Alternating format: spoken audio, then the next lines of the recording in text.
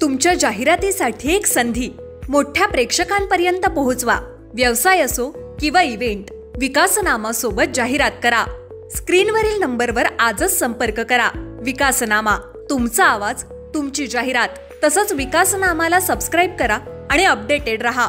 नमस्कार, मी विकास मिरगणे। विकासनामा या digital platform मध्ये आपलं सर्वांचं स्वागत। आज आपण चर्चा करतोय विकासावर चर्चा करतोय, फार राजकारणावर आपण बोलणार नाही। कारण विकास नेमकी कर्जतचा काय झाला हे मतदारांपर्यंत, कर्जतकरांवर पोहोचणं आवश्यक आहे। आमदार महेंद्र थोरवेंच्या नेतृत्वाखाली विकास टप्पा 2 ची सुरुवात झालेली आहे आणि रायगडच्या राजकारणात असेल, कर्जतच्या राजकारणात असेल किंवा राज्याच्या राजकारणामध्ये थोरवेंची चर्चा होते। मात्र त्याच पद्धतीने भाजपची चर्चा सुद्धा कर्जतच्या राजकारणामध्ये नेहमीच होत राहते। याच अनुषंगाने तरुण चेहरा, आक्रमक, अभ्यासू आणि कर्जतच्या मुद्द्यासूद बोलणारा आणि विरोधकांना घेरणारा असा हा तरुण चेहरा तो पुन्हा एकदा नगरपालिकेत जाण्याची तयारी करतात। स्वप्न भंगलं असलं तरी सर्वसामान्यांसाठी, मतदारांसाठी पुन्हा एकदा वार्ड क्रमांक 2 मध्ये तयारी करतायत। जातोय संकेत भाषे सर, स्वागत आहे आपल्या प्लॅटफॉर्मवर। नमस्कार। मामाची चर्चा राज्याच्या राजकारणात होते, रायगडच्या राजकारणात होते। आम्हाला संकेत भाषे चर्चा जी आहे कर्जतच्या राजकारणात इतकी का जाणवते?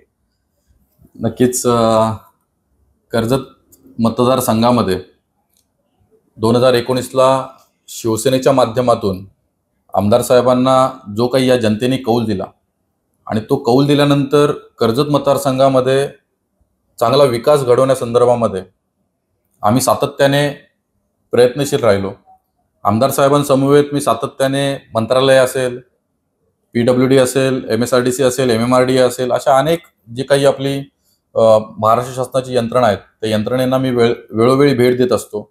तिथे त्यांच्याकडून आपल्या मतदारसंघासाठी जो काही निधी आणता येईल हा आमदार साहेबांच्या माध्यमातून प्रयत्न करत असतो आणि या प्रयत्नाला कुठेतरी मागच्या 5 वर्षामध्ये आम्हाला चांगल्या प्रकारचं यश आलं, चांगल्या प्रकारचा निधी या मतदारसंघामध्ये आला। त्यामुळे विरोधकांचं पोट सुटणं हे साहजिकच आहे, परंतु आम्ही या बाबतीमध्ये आनंदी आहोत का चांगल्या प्रकारचा निधी आणि चांगल्या प्रकारचा विकास करण्यामध्ये आम्ही यशस्वी झालो।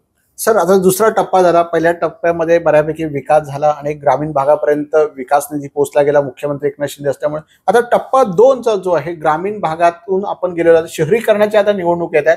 शहरीकरणामध्ये काय टप्प्याची दुसऱ्या सुरुवात झालेली आहे? साधारणपणे विकास कुठपर्यंत थांबलेला आहे किंवा कुठपर्यंत आलेला आहे? प्रथमतः कर्जत खालापूर मतदारसंघामध्ये टप्पा 2 मध्ये आमदार साहेबांच्या माध्यमातून अनेक विजनरी कामं येत्या काळामध्ये होणार आहेत, काही प्रमाणात होत सुद्धा आहेत।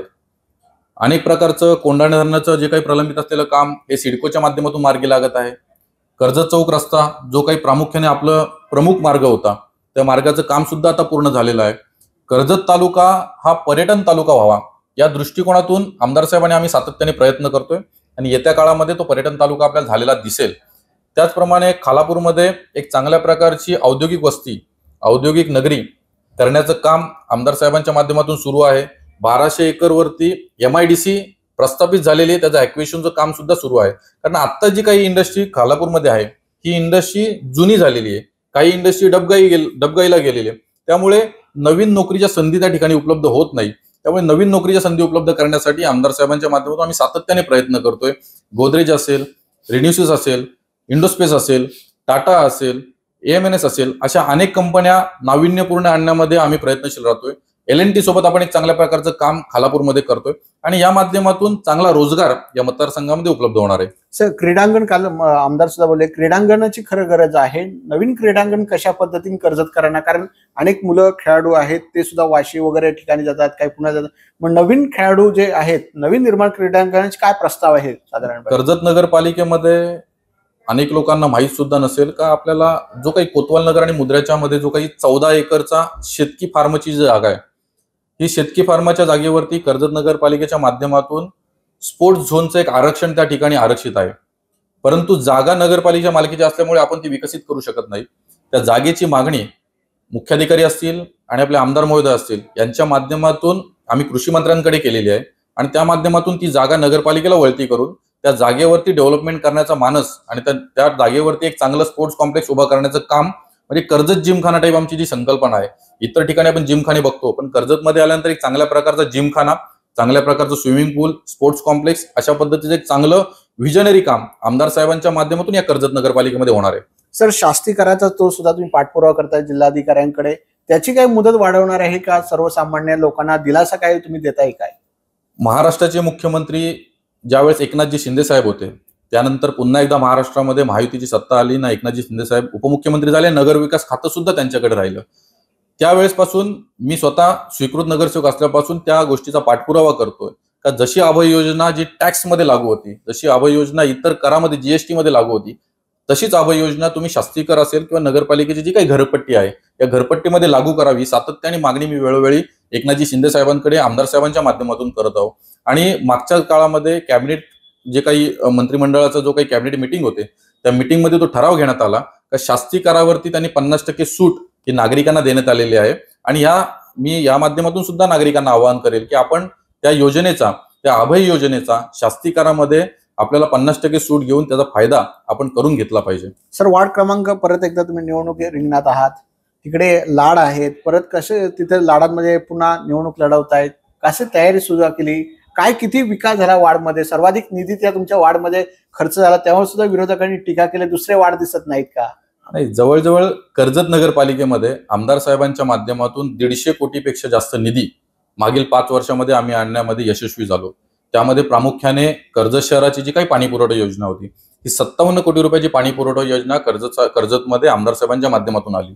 त्यानंतर आपण जे काही घाट सुशोभीकरण झाले, नदीचं संवर्धन जे काही झालेलं आहे, ही 40 कोटी रुपयाची कामं आमदार साहेबांच्या माध्यमातून आणि त्यावेळेच्या असलेल्या सुवर्ण जोशी यांच्या माध्यमातून ह्या नगरपालिकेमध्ये आणण्यात आली, खासदार साहेबांच्या माध्यमातून आणण्यात आली. अशी अनेक कामं आपण मागच्या काळामध्ये केली.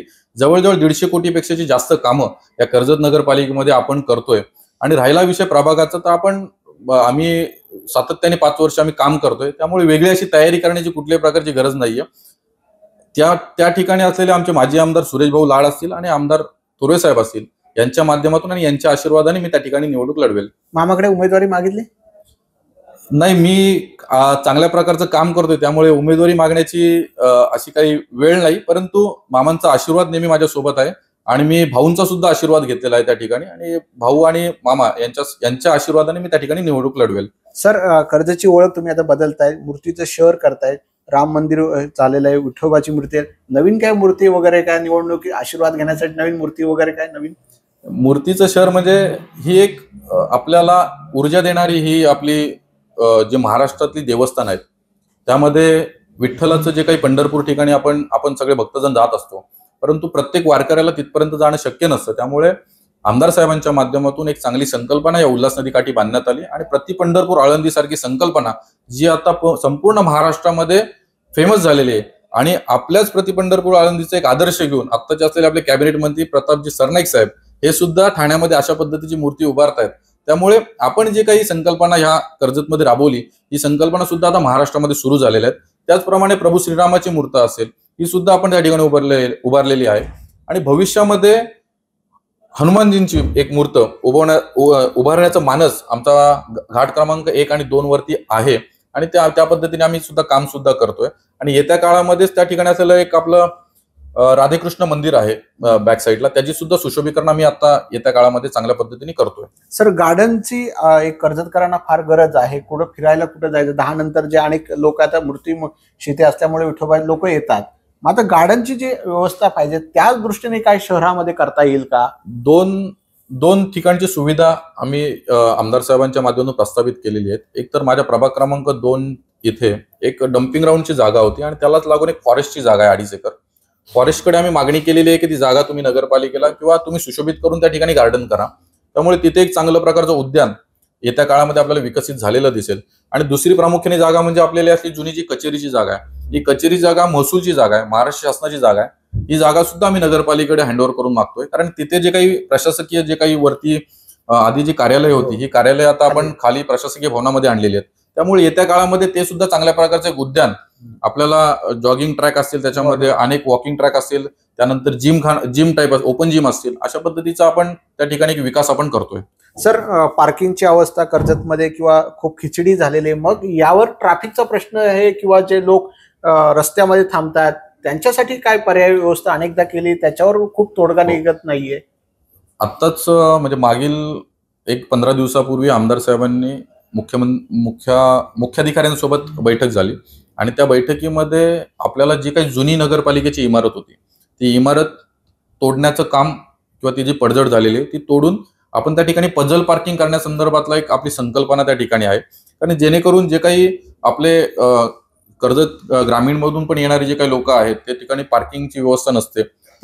पजल पार्किंगची जर व्यवस्था झाली, एक चांगल्या प्रकारची पार्किंग त्या ठिकाणी विकसित होईल. आणि दुसरी एक पार्किंग आपण इकडे जो काही डेक्कन जिमखान्याचा आपला एरिया आहे त्या ठिकाणी पीडब्ल्यूडीचं ऑफिस आणि त्याच्या बाजूला एक इरिगेशनचं ऑफिस आहे, त्यांना एक कंबाईन मिळून आपलं एक पार्किंग करण्याचा आपला एक संकल्पना आहे. येत्या काळामध्ये आपण ती नक्कीच पूर्ण करू. सर, नगरपालिका निवडणूक येत आहेत, तयारी तुम्ही जरी करत असले, बाकी कशी रचना असणार? किती लोक कुणासोबत युती करायची, किती लोक कुणाकडे सोबत युतीचा प्रस्ताव वगैरे बैठका तुम्ही घेतायत, काय नियोजन ठरलंय की नगराध्यक्ष कुणाचा करायचा आहे? नाही, युती आणि या संदर्भातले सर्वस्वी अधिकार हे आमच्या वरिष्ठ नेत्यांचे आहेत. आणि त्या संदर्भात आमदार साहेब असतील, आमचे जिल्हा प्रमुख असतील, आमचे शहराचे शहर प्रमुख असतील, तालुका प्रमुख असतील, यांच्या लेवलनी या सगळ्या गोष्टींबाबत चर्चा चालू आहे. परंतु कर्जत शहरामध्ये जी काही आमची पारंपरिक युती होती, भाजप, शिवसेना आणि RPI, या युतीच्याच माध्यमातून आम्ही निवडणूक लढवायला आम्ही जास्त करून इच्छुक आहोत. कार्यकर्त्यांमध्ये तसा प्रकारचा आवाज कार्यकर्त्यांमधून येतोय की आपण पारंपरिक युतीलाच आपण प्रोत्साहित केलं पाहिजे आणि आम्ही त्या पद्धतीने निवडणूक लढू. ठाकरे गट सुद्धा म्हणते आम्ही भाजपासोबत युती तयार करायला आहोत.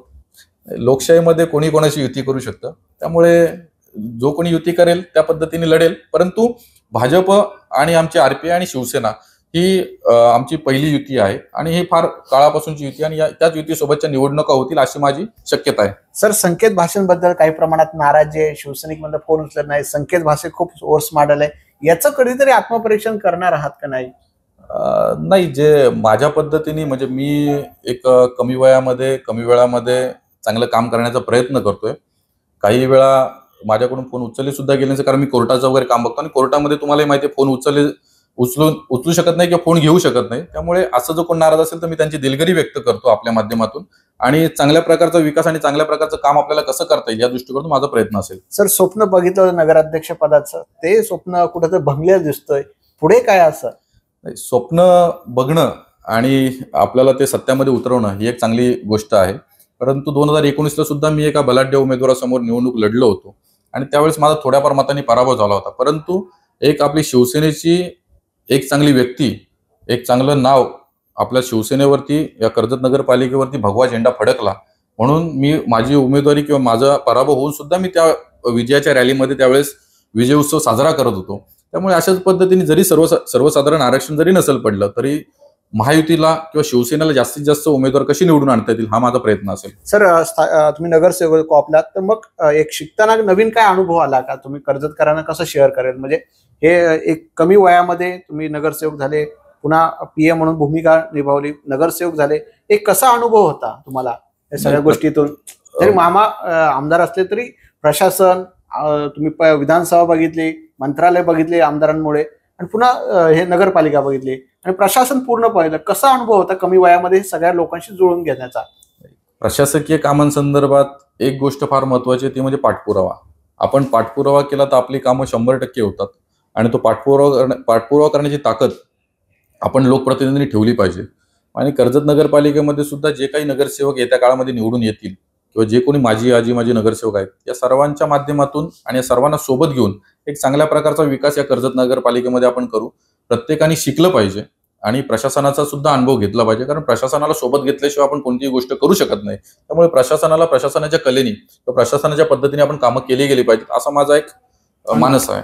ओके सर, वार्ड क्रमांक 2, 5 महत्वाची किंवा भविष्यामध्ये तुम्हाला परत संधी दिली कर्जतकरांनी, त्या तुमच्या वार्ड 2 मध्ये काय करावं असं वाटेल भविष्यामध्ये त्या लोकांसाठी, मतदारांसाठी किंवा नागरिकांसाठी? आता सध्या जर तुम्ही प्रभाग क्रमांक 2 मध्ये जर गेलात तर तिथे जास्तीत जास्त कामं ही पूर्ण केलेली आहेत. थोडीफार कामं त्या ठिकाणची बाकी आहेत, ती कामं सुद्धा येत्या काळामध्ये आपण पूर्ण करू. जिम सारखे छोटे मोठे काही प्रस्ताव बाकी आहेत, काही स्वच्छतेचे विषय आहेत, उद्यानासारखा एका दुसरा विषय बाकी आहे. परंतु जास्तीत जास्त कामं प्रभाग क्रमांक 2 मध्ये मी मागच्या 5 वर्षाच्या आमदार साहेबांच्या काळामध्ये आम्ही पूर्ण केलेली आहे आणि ती पूर्णत्वाला सुद्धा गेलेली आहेत. सर, पाण्याचा प्रश्न खूप बिकट होता दिवसांनी, जरी कोंढाण्याचा अजून 3-4 वर्षांचं धरण पूर्ण होईल, मग पाण्याच्या प्रश्नावर कसं काय? लोकांना आजही हंडा मोर्चा काढावा लागतो, पाणी येत नाही, याला जबाबदार नेमकी कोण? सध्या कर्जत नगरपालिकेमध्ये जी काही पाण्याची जी व्यवस्था होते ही आपल्या पेज नदीवरून होते आणि पेज नदीवरती वाढीव पाणी साठा उपलब्ध करून आपण ती वॉटर स्कीम घेतलेली आहे. आणि ह्या वॉटर स्कीमचं आणि ह्या जे काही पाणी पुरवठा योजनेचं जे महत्व आहे, कारण आपण वाढीव पाणी साठा या कर्जत नगरपालिकेला केलेला आहे त्यानुसार भिसेगाव असेल, गुणगा असेल, विश्वनगर असेल, मुद्रा असेल, दैवलीमध्ये 2 टाक्या असतील, बाजारपेठेमध्ये 1 टाक्या, अशा अनेक टाक्यांची व्यवस्था या योजनेमधून केलेली आहे.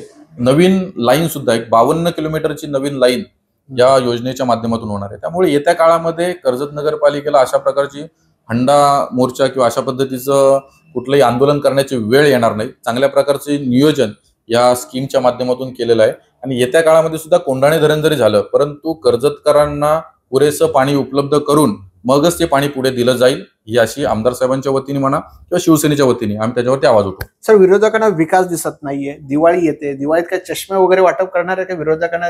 विकास दिसावा थोरव्यांचा वगैरे काय असं काय? मी तर विनंती करेल का विकासनामाच्या माध्यमातून तुम्ही तो चष्मे वाटप करावं. कारण आता आपण आमदार साहेबांच्या समोरील जो काही रस्त्याचं काम सुरू आहे, हे रस्त्याचं काम घरांना गिफ्ट देत आहे रस्ता. हा, त्यांना गिफ्ट देता समजूया. कारण मागील पावसाळ्यापासून तो रस्ता अतिशय दुरावस्थेमध्ये होता. वेळोवेळी शिवसेनेच्या माध्यमातून, आमदार साहेबांच्या माध्यमातून आम्ही 3 ते 4 वेळा त्या रस्त्याची डागडुगी, त्याचे खड्डे भरण्याचं काम असेल, त्याला पेवरलॉक बसवण्याचं काम असेल, हे आम्ही केलेलं आहे. परंतु विरोधकांनी त्यांच्या ऑफिससमोर रस्ता कधी दुरुस्त केलेला मला आतापर्यंत तरी दिसून आलेला नाही. असेल त्यांनी दुरुस्त जर तो केला असेल असं त्यांनी दाखवा फोटो. फक्त कुठेतरी बॅनरबाजी करायची आणि काहीतरी बोलत राहायचं, अशा पद्धतीचं राजकारण त्यांच्या माध्यमातून बोलतात. घरी बसून सुद्धा नाही. 2024ला जनतेने नाकारलं, त्यानंतर आता हायकोर्टामध्ये सुद्धा नाकारले आले. त्यामुळे त्यांच्या वाट्याला पराभव आहे. त्यांनी तो पराभव आता स्वीकारला पाहिजे आणि कर्जत खालापूरच्या विकासासाठी काहीतरी केलं पाहिजे, अशा पद्धतीच्या मी त्यांना एक त्या माध्यमातून आवाहन करेल. हे होते संकेत भासे. त्यांनी सांगितलं कर्जतचा पॅटर्न जो आहे आमदार महेंद्र थोरवेंच्या नेतृत्वाखाली मध्ये विकासाची जी गंगा आहे ती मोठ्या प्रमाणात पोहोचवली जाते आणि पूर्ण जे नगरपालिकेमध्ये विकास जो आहे तो अधिक पद्धतीने नेण्याचा प्रयत्न जो आहे शिवसेना, भाजपच्या किंवा महायुतीच्या माध्यमातून केला जाईल आणि विकास विरोधकांना का दिसत नाही हाच प्रश्न या निमित्ताने उपस्थित. सर, तुम्ही खास बातचीत केली, धन्यवाद. धन्यवाद. मी कर्जत खालापूरच्या जनतेला, या मायबाप जनतेला मी या माध्यमातून आवाहन करेल की चांगल्या प्रकारचं विजन आमदार साहेबांच्या माध्यमातून या मतदारसंघासाठी आखलं जाते. त्यामुळे येणाऱ्या ज्या काही सार्वत्रिक निवडणुका आहेत यामध्ये सुद्धा तुम्ही चांगल्या प्रकारचं बहुमत देऊन आमदार साहेबांना पाठिंबा द्यावा. तुमच्या जाहिरातीसाठी एक संधी मोठ्या प्रेक्षकांपर्यंत पोहोचवा. व्यवसाय असो किंवा इव्हेंट, विकासनामासोबत जाहिरात करा. स्क्रीनवरील नंबरवर आजच संपर्क करा. विकासनामा, तुमचा आवाज, तुमची जाहिरात. तसंच विकासनामाला सबस्क्राईब करा आणि अपडेटेड रहा.